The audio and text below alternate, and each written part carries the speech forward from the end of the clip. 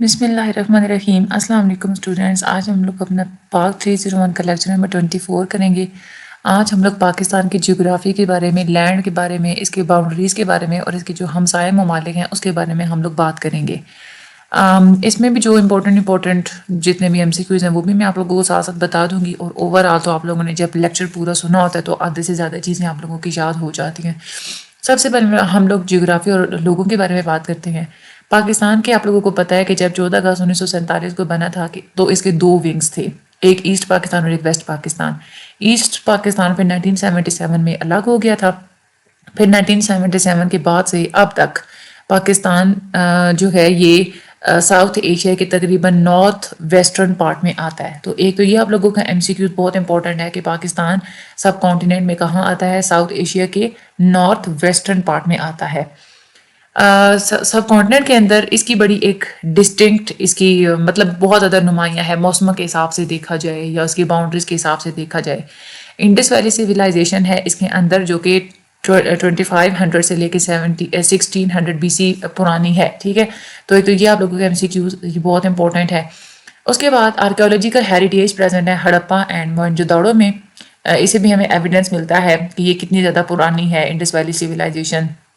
Asians سب سے پہلے جب یہاں پہ آئے تھے تو وہ اسلام کو ساتھ لے کے آئے تھے، انہوں نے یہاں پہ اسلام انٹروڈیوس کروایا تھا۔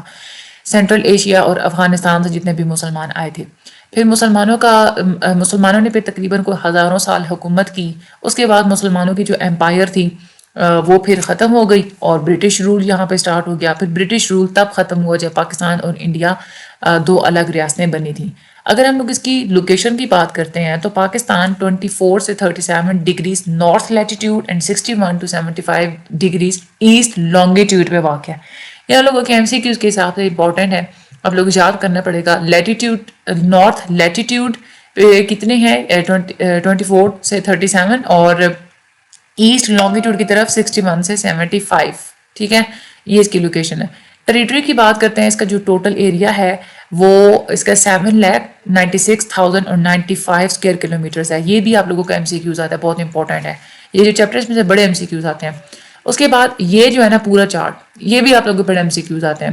بلوچستان کا ویسے ایریا جو ہے نا وہ تھاؤزنڈز میں وہ ہے 347.2 تھاؤزنڈ، پنجاب کا ایریا ہے 205.3 تھاؤزنڈ، سندھ کا 140.9، NWFP کا 74.6، فاٹا کا 27.2 اور اسلام آباد کا 0.9۔ اور اس کے علاوہ یہ آپ لوگوں کی پرسنٹیج بھی آتی ہے، یعنی کہ پاکستان کا جو ٹوٹل جتنا بھی علاقہ ہے، جتنا بھی رقبہ ہے، اس میں بلوچستان کا جتنا علاقہ ہے وہ 43.61% آتا ہے، پنجاب کا 25.81 ہے، سندھ کا 17.71 ہے، NWFP کا 9.4 ہے اور فاٹا کا 3.5 ہے۔ یہ ویسے آپ لوگوں کو دیکھنے میں تھوڑا سا مشکل تو لگ رہا ہوگا، لیکن آپ لوگ یہ دیکھیں نا، بلوچستان کا کتنا ہے 300 کی رینج میں ہے، ٹھیک ہے۔ پھر پنجاب کا اس سے کم یعنی کہ 200 کی رینج میں ہے، سندھ کا پھر 100 کی رینج میں ہے، پھر NWFP کا پھر 74، فاٹا کا 27۔ تو تھوڑا اتنا زیادہ کوئی مشکل نہیں ہے، آسان ہی ہے، بس تھوڑا سا آپ لوگ اس کو غور سے 2-3 دفعہ پڑھیں گے نا تو جب MCQs آپ کے سامنے آتا ہے نا تو آپ لوگ آسانی سے اس کو بھی یاد کر لیتے ہیں، ٹھیک ہے۔ بلوچستان کا اگر ہم لوگ ویسے پرسنٹیج کی بات کریں تو بلوچستان کی سب سے زیادہ پرسنٹیج ہے 43.61، ٹھیک ہے۔ پنجاب کی دوسرے نمبر پہ ہے 25.81، پھر اس کے بعد 17.71 سندھ کی ہے، ٹھیک ہے۔ تو آپ لوگ اس ٹیبل کو ایزیلی یاد کر سکتے، اتنا زیادہ مشکل نہیں ہے۔ اگر ہم لوگ اس کی ٹریٹری کی بات کریں، اس کے رقبے کے، اس کے جو ہے نا علاقے کی بات کریں، سب سے پہلے ہم لوگ دیکھتے ہیں کہ اس کے نارتھ اور نارتھ ویسٹ سائڈ پہ کیا پایا جاتا ہے۔ یہ بھی آپ لوگوں کے MCQs میں آتے ہیں کہ نارتھ اور نارتھ ویسٹ میں کیا ہوتا ہے۔ اس کی طرف اس جو ہمالیہ کے جو پہاڑ ہیں، جو ہمالیہ کی جو پوری رینجز ہیں، کراکرم، پامیرز، وہ ساری کی ساری نارتھ اور نارتھ ویسٹ میں موجود ہیں۔ اور اس میں بھی جو سب سے زیادہ جو اونچی بلندیاں ہیں وہ K2 اور ناگا پربت کی ہیں۔ تو آپ لوگوں کی 2 طرح کے اس میں سے MCQs آتے ہیں، ایک تو وہ پوچھتے ہیں کہ نارتھ اور نارتھ ویسٹ میں کیا ہے، ہمالیہ اور ہمالیہ کے پہاڑ ہیں، کراکرم کے پہاڑ وغیرہ ہیں۔ کبھی وہ یہ پوچھتے ہیں ہمالیہ اور اس کی جو رینجز ہیں، یہ جو پہاڑ ہیں، یہ کس طرف واقع ہے، تو یہ نارتھ ویسٹ کی طرف واقع ہے۔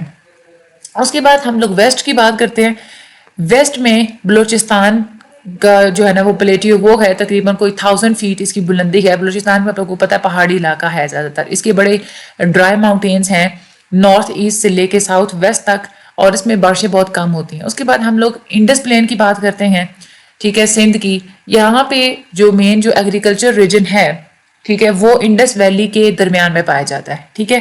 اور جو پوٹھوال پلیٹیو ہے یہ اپر انڈس پلین کے ایسٹ کی طرف پایا جاتا ہے. تو یہ آپ لوگوں کا ایم سی کیوز ایک تو آتا ہے کہ پوٹھوال پلیٹیو کہاں واقع ہے, اپر انڈس پلین کے ایسٹ میں واقع ہے. اور یہ آپ لوگوں کا ایک ایم سی کیوز آتا ہے کہ ڈیزرٹس جو ہے نا, تھل, چولستان اور تھر, یہ کس طرف واقع ہیں؟ یہ south east of Indus plains, Indus plains کے ساؤتھ ایسٹ میں واقع ہیں یہ والے. اور یہ تھوڑا سا ایم سی کیوز الٹا کر کے بھی دیتے ہیں کہ انڈس پلین کے ساؤتھ ایسٹ میں کیا واقع ہے, تو ڈیزرٹس ہیں, تھل, چولستان اور تھر, ٹھیک ہے. یہ ساری چیزیں آپ لوگوں کو یاد کرنی پڑیں گی. اچھا, اس کے بعد ہم لوگ کلائمیٹ کی بات کرتے ہیں. پاکستان کے کلائمیٹ بہت ڈائیورس ہے, 4 طرح کے موسم پائے جاتے ہیں. نارتھ اور جو نارتھ ویسٹرن ماؤنٹینز ہیں, جیسے ہم لوگ کراکرم اور ہمالیہ کے ہم لوگ پہاڑ اوپر ہم لوگ پڑھ چکے ہیں, یہ بہت زیادہ وہاں پہ ٹھنڈا موسم ہوتا ہے سردیوں میں, اور گرمیوں میں تقریباً کوئی تھوڑا ٹھنڈا ہوتا ہے, لیکن پھر بھی وہاں پہ گرمی نہیں ہوتی. اگر ہم لوگ انڈس پلینس کی بات کرتے ہیں تو وہ وہاں پہ بہت زیادہ گرمی ہوتی ہے, ٹھیک ہے, اور سردیوں میں بہت خشک ہوتے ہیں اور ٹھنڈے ہوتے ہیں. اور اس کے علاوہ جب ہم لوگ کوسٹل ریجنز کی بات کرتے ہیں, ٹھیک ہے, کوسٹل ریجن جو ہمارا جو سمندر ہے اس کے ساتھ جو کراچی کا جو علاقہ ہے, وہاں پہ کلائمیٹ ٹیمپریٹ ہوتا ہے, ماڈریٹ ہوتا ہے, درمیانہ ہوتا ہے, ٹھیک ہے. ہر ریجن میں یہاں پہ ڈفرینٹ جو ہے نا وہ موسمس پائے جاتے ہیں. آپ لوگوں کو پتہ ہے 4 سیزنز ہیں, سمر, ونٹر, سپرنگ, آٹم. اور یہ کس منتھ سے لے کے سمر جو ہے وہ مئی سے سپٹمبر تک رہتا ہے, ونٹر نومبر سے فروری تک رہتا ہے, سپرنگ مارچ سے اپریل تک, اور اس کے بعد جو آٹم ہے یہ سپٹمبر اکتوبر میں ہوتا ہے. تو یہ بھی آپ لوگوں نے یاد کرنے ہیں, آپ لوگوں کی امپورٹنٹ ہیں. رین کی بات کرتے ہیں تو یہ مختلف علاقوں میں مختلف ہوتی ہیں. ہمارے ہاں جو زیادہ تر جو رینی سیزن ہوتا ہے وہ گرمیوں میں آتا ہے, مونسون کی جو بارشیں ہوتی ہیں. پاپولیشن کی بات کرتے ہیں تو پاپولیشن زیادہ ہے ہمارے ہاں, تقریباً 1970 سے لے کے 1990 تک گروتھ ریٹ ریکارڈ کیا گیا تھا کہ 3%, یعنی کہ ہر سال آبادی میں 3% اضافہ ہوتا تھا. لیکن اب یہ تھوڑا کم ہو گیا ہے. ایک تو گورنمنٹ نے بہت ساری میجرمنٹس لی ہیں, لیکن ابھی بھی جو دوسرے ممالک ہیں ان کے ساتھ اگر کمپیریزن کیا جائے تو بھی پاکستان کا جو گروتھ ریٹ ہے وہ بہت زیادہ ہے. مردم شماری یہاں ہر 10 سال کے بعد ہوتی ہے. تو یہ بھی ایم سی کیوز ہے کہ سینسس کتنے سال بعد ہوتی ہے, 10 سال کے بعد ہوتی ہے. اور یہ 3% والا بھی آپ لوگوں نے یاد کرنا ہے. یہاں پہ اب انہوں نے بتائی ہوئی ہیں اینول گروتھ ریٹ کتنا تھا اور پاپولیشن کتنی تھی. 1951 میں 36.2 تھا, 1961 میں 46.2 ملین تھی ہماری پاپولیشن, 1972 میں 65.3 تھی. اور یہ والے جو فگرز ہیں یہ آپ لوگوں کو یاد تو کرنے پڑیں گے. اس میں جو سب سے زیادہ امپورٹنٹ ہے نا وہ یہ والا ہے, 2006 میں کتنی پاپولیشن تھی. ایسٹیمیٹ لگایا گیا تھا کہ 160 ملین پاپولیشن ہے, ٹھیک ہے. تو یہ والا سب سے زیادہ امپورٹنٹ ہے. باقی اوپر سے آپ لوگ ایک دفعہ ریڈ کر لیجئے گا, جو آپ لوگوں کو دیکھ لیں اگر آپ لوگ چھوڑنا چاہتے ہیں چوائس پہ. تو اگر آپ لوگوں کو لگتا ہے نا کہ سارا مکس اپ ہو جائے گا, نہیں یاد ہوگا, تو پھر آپ لوگ چھوڑ دیں. اگر آپ لوگوں کو لگتا ہے کہ مکس اپ نہیں ہوگا تو پھر آپ لوگ یاد کر لیجئے گا. اگر ہم لوگ چلتے ہیں پاپولیشن کے, اگر ہم لوگ امپورٹنٹ فیچرز دیکھیں, ہمارے ہاں جتنی بھی پاپولیشن ہے اس میں سے 50% سے زیادہ پاپولیشن جو ہے ان کی عمر 21 سال سے کم ہے, ٹھیک ہے. اور ہماری زیادہ تر جو پاپولیشن ہے نا وہ ڈیپینڈنٹ ہے, یعنی کہ بچے اور جو بوڑھے ہیں وہ اپنے پاؤں پہ کھڑے تو نہیں نہ ہوتے, تو زیادہ تر پاپولیشن ہماری ڈیپینڈنٹ ہے. اس میں جو 65 سال سے زیادہ جن کی عمر ہوتی ہے وہ بھی ڈیپینڈنٹ میں شامل ہیں. 30% پاپولیشن ہماری اربن ایریاز میں یعنی کہ شہروں میں رہتی ہے. شہروں کی طرف مائگریشن زیادہ ہوتی ہے. اور کیوں مائگریشن ہوتی ہے؟ ایجوکیشن کی وجہ سے, جابس کی وجہ سے اور فیسلٹیز کی وجہ سے ہوتی ہے. اربنائزیشن کے کچھ اثرات بھی ہیں, ہماری جو لیونگ کنڈیشنز بری ہو جاتی ہیں, ایجوکیشن پیس کا بڑا برا جو ہے وہ افیکٹ پڑتا ہے ہیلتھ کے اوپر, ہاؤسنگ کے اوپر, اوور کراؤڈنگ ہو جاتی ہے, ساتھ ساتھ جڑے ہوئے گھر ہوتے ہیں, ٹاؤن پلاننگ, یہ سب کچھ اربنائزیشن کے امپیکٹ میں آ جاتا ہے. تو یہ بھی آپ لوگوں نے یاد کر لینے ہیں. اگر ہم لوگ صوبائی پاپولیشن کی بات کریں کہ ہر پروونسز میں کتنی پاپولیشن ہے, تو یہ بہت زیادہ امپورٹنٹ ہے. پنجاب کی جو ہماری جو ٹوٹل جتنی بھی پاکستان کی پاپولیشن ہے نا اس میں سے 56 سے 57% پاپولیشن پنجاب کے اندر ہے. سندھ میں 23% ہے, NWFP میں 14% ہے, اور بلوچستان میں 5.3% ہے. تو یہ بھی آپ لوگوں نے اچھے طریقے سے یاد کرنی ہے. لٹریسی ریٹ کی بات کرتے ہیں تو ہمارے ہاں آفیشیلی جو لٹریسی ریٹ ریکارڈ ہے نا وہ 46% ہے, کہ ہمارے ہاں لٹریسی ریٹ 46 ہوتا ہے. لیکن ویسے جو فنکشنل لٹریسی ریٹ ہے, یعنی کہ جو واقعی میں جو حقیقت میں جو لٹریسی ریٹ ہے وہ اس سے بھی کم ہے. ویمن کی لٹریسی ریٹ اور زیادہ کم ہے, خاص طور پہ بلوچستان میں تو عورتوں کا جو لٹریسی ریٹ ہے بالکل نہ ہونے کے برابر ہے. پاپولیشن فگرز یہ ہم لوگوں نے کیوں ہمیں پڑھائی جاتی ہے, کیوں امپورٹنٹ ہے؟ اکانومی کے اندر پلاننگ کرنے کے لیے، ڈیولپمنٹ کرنے کے لیے، سوشل اکنامک ڈیولپمنٹ کے لیے اور غربت کے خاتمے کے لیے، غربت کو کم کرنے کے لیے ہمیں پاپولیشن فگرز سامنے رکھنے پڑتے ہیں.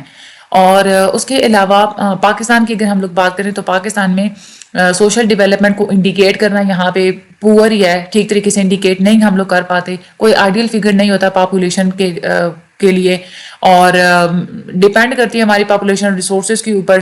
اور دوسری بات یہ کہ ہم پاپولیشن کا ہمارے ہاں اندازہ بھی ٹھیک نہیں لگتا، اتنے ہمارے پاس ریسورسز بھی نہیں ہوتے. ہائی پاپولیشن اگر دیکھا جائے تو ایک طرف تو ایک ایسٹ کی طرح بھی کام کرتی ہے، فائدہ بھی ہوتا ہے کہ جتنی زیادہ پاپولیشن ہوگی اتنے زیادہ وہ کام کریں گی کل کو، تو اتنے زیادہ پاکستان کا آؤٹ پٹ زیادہ ہوگا. لیکن ظاہر سی بات ہے پھر پاکستان کے اندر لائبلٹیز بھی تو زیادہ بڑھ جاتی ہیں. ظاہر سی بات ہے کہ پھر جتنی زیادہ پاپولیشن ہو تو ان کے اخراجات نہیں پورے کر پاتا ہمارا ملک. خیر یہ تو اللہ تعالیٰ کی ذات ہوتی ہے دینے والی. یہ ہمیں انہوں نے شوشہ چھوڑا. میں اس چیز کے بڑے سخت خلاف ہوں کہ بھائی یہ چیز نہیں ہونی چاہیے، اتنے یہ پاپولیشن نہیں ہونی چاہیے، پاپولیشن بڑھ گئی ہے، یہ ہو رہا ہے وہ ہو رہا ہے. کچھ بھی نہیں ہو رہا. اللہ تعالیٰ کا یہ نظام ہے، اللہ تعالیٰ ہیں یہ پیدا کرنے والے اور وہی ہیں کھلانے والے. ایویں یہ شوشے چھوڑے ہوئے گورنمنٹ نے اور سارے لوگوں نے. یہ سر میں نا جو اب یہ جو ہوتے ہیں نا، میں اب یہاں پہ بات کروں تو جو جوز وغیرہ ہوتے ہیں یہ ساری انہیں کی سازش ہے کہ مسلمانوں کی آگے تعداد نہ بڑھے. ٹھیک ہے، تو یہ انہوں نے زیادہ یہ جو ہے نا چیز نکالی تھی. ایفرٹس اب مختلف قسم کی جا رہی ہیں پاپولیشنز کو مینیج کرنے کے لیے. گورنمنٹ نے بھی بڑی ایفرٹس کی ہیں، اور اس کے علاوہ گورنمنٹ کے علاوہ جو این جی اوز ہوتی ہیں، نان گورنمنٹ آرگنائزیشنز، انہوں نے بھی بڑی ایفرٹ کی ہے ہیلتھ کیئر کے فیکٹر میں، فیملی پلاننگ میں، ایجوکیشن میں، تاکہ پاپولیشن کو مینیج کیا جائے. اب ہم لوگ یہاں پہ باؤنڈریز کی بات کرتے ہیں. اس میں سے بھی آپ لوگوں کے بڑے ایم سی کیوز آتے ہیں. چائنا کہاں واقع ہے؟ نارتھ ایسٹ میں واقع ہے. چائنا اور پاکستان کے درمیان جو بارڈر ہے وہ 600 کلومیٹر لمبا بارڈر ہے. یہ بھی آپ کا ایم سی کیوز آتا ہے. اور سلک روٹ ہے جو کہ چائنا کے درمیان مطلب جو روڈ جاتا ہے نا ٹریڈ اور ٹریولنگ کے لیے، اس کو ہم لوگ سلک روٹ بولتے ہیں. تو یہ سارے کا سارا آپ لوگوں نے یاد کرنا ہے. اس کے بعد افغانستان نارتھ اور نارتھ ویسٹ میں واقع ہے پاکستان کے، اور 1200 مائل اس کا لمبا ایک اس کا جو ہے نا وہ بارڈر ہے. یہ بھی امپورٹنٹ ہے. دورانٹ لائن ڈرا کی گئی تھی نومبر 1893 میں. یہ بارڈر ہے افغانستان کے ساتھ. ہمارا یہ جو بارڈر لگتا ہے اس کو دورانٹ لائن بولا جاتا ہے. تو یہ بھی آپ لوگوں کو کہتا ہے کہ دورانٹ لائن کس کے ساتھ بارڈر ہے؟ افغانستان کے ساتھ ہے. ایران ویسٹ میں موجود ہے، اور اس کے ساتھ جو ہمارا بارڈر ہے وہ 590 مائلز کا ہے. کوہ ملک سیاہ سے لے کے اور گوادر تک پھیلا ہوا ہے. تو یہ بھی آپ لوگوں نے سارا یاد کرنا ہے. اس کے بعد انڈیا ایسٹ میں واقع ہے، اور اس کے ساتھ جو ہمارا بارڈر ہے وہ 1400 مائل لمبا ہے، جو کہ 14 اگست 1947 میں اسٹیبلش ہوا تھا.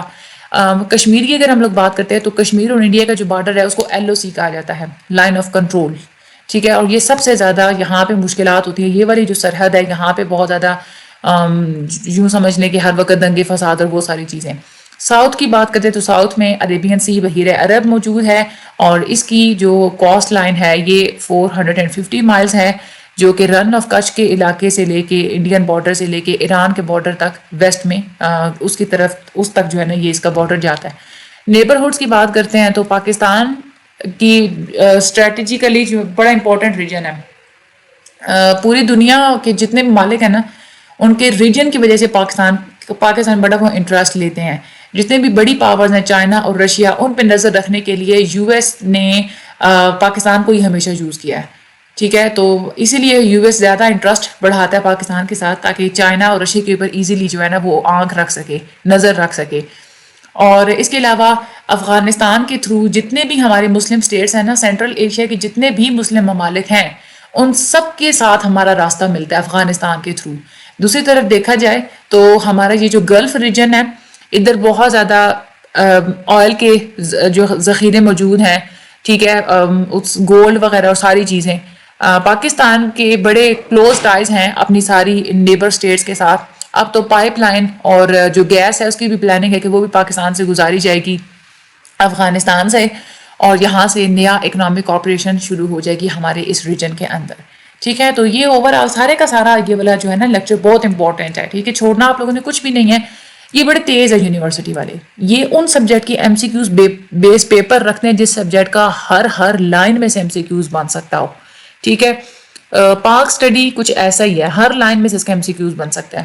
ٹھیک ہے. باقی چینل کو سبسکرائب کرنا مت بھولیے گا. واٹس ایپ پہ جوائن کرنا چاہتے ہیں تو اس کا بھی ڈسکرپشن پہ لنک بھی موجود ہے, اور واٹس ایپ کے چینل کے ہوم پیج پہ بھی موجود ہے, وہاں سے بھی آپ لوگ لے سکتے ہیں.